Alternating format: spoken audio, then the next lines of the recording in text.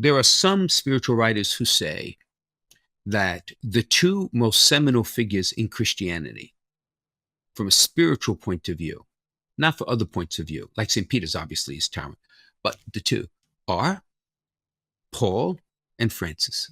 Hmm. And when you go there, you could understand why.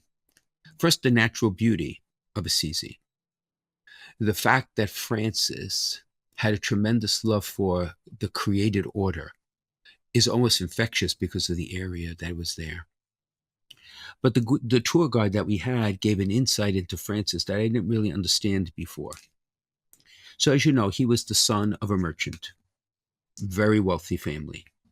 His father was impossible in many ways, but impossible in the sense of that he was a person who was just totally wrapped up with his status and wealth. Simple as that. There was no other way to get around it. And he wanted Francis to follow in his footsteps. So in the medieval age, when Francis was born, there were I'm going to say the merchants, Mm-hmm. and then there were the knights. Mm-hmm. All right. So you could be super wealthy, but you always aspired to be a knight because it was social strata. And therefore, Francis's father wanted Francis to become a knight. And he tried, right? And we know the story, right? Yes. It didn't quite work out. Right. But it was in the imprisonment that Francis undertook.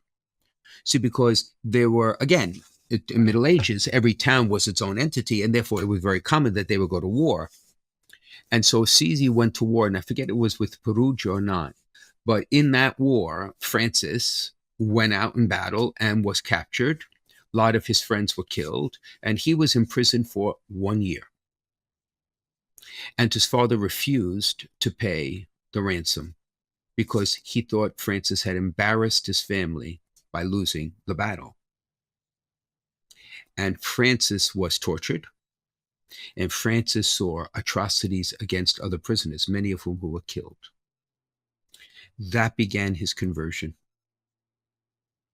But he came back, and being, stubborn, he still wanted to become a knight. And it was an encounter with the leper. And I missed that, I must confess, because Sunday and Monday we're visiting the churches that commemorate these things, Mm-hmm. these events in Francis' life. But when he met the leper, that was the moment. Now, leprosy is Hansen's disease. At the time, they had no idea what it was. They knew it was infectious. And so if someone was diagnosed with leprosy, then there would be a solemn procession led by the altar servers, the altar boys, the priest of the village, and the person would be led with his family behind him. He'd be shown to the outskirts of the city, and he would be left a clapper, right? So he had to clap Mm-hmm. every time another person was in his presence and scream out, unclean, unclean. And when Francis returned to Assisi one day, he encountered the leper. And in that moment of grace, he realized that the leper was no different than he was. And that in his poverty, Francis was looking upon the Lord Jesus. And so he got off his horse and he went over to the leper and he kissed his hands and embraced him and gave him clothing. And that was the first time probably in many years where the leper had any human contact. And that, from that point on, Francis was on the road to extraordinary sanctity.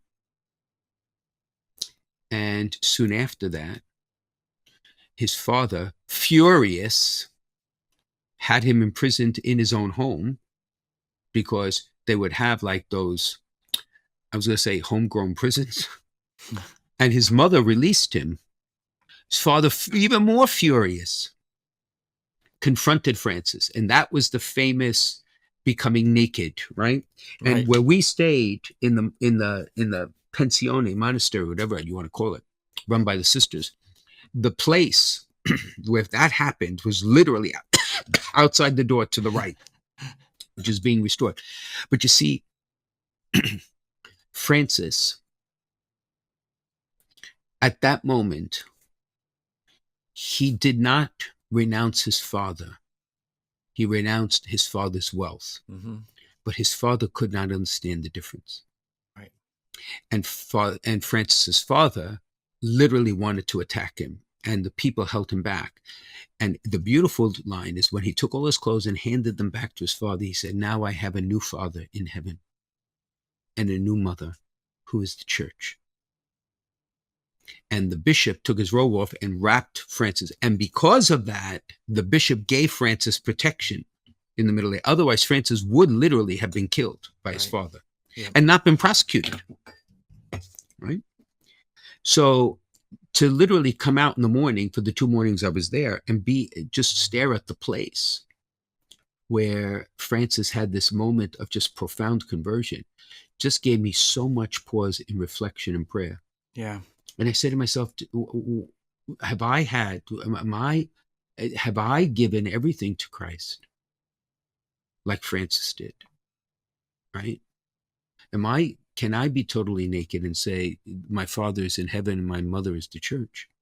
I'm not sure I've fully arrived at that point. I'm not sure many people have. Yeah. Right? Yeah. It's amazing. As you're telling the story of St. Francis, I can't help but contrast that with the story of the prodigal son. And, you're saying Francis's father, he couldn't tell the difference between rejecting his wealth and him. So he identifies with his own wealth. Exactly. And then. Exactly. Yeah. Wow. Thanks for watching. Before you go, please be sure to subscribe, like, hit the bell, leave a comment down below. All of that stuff helps us reach more souls.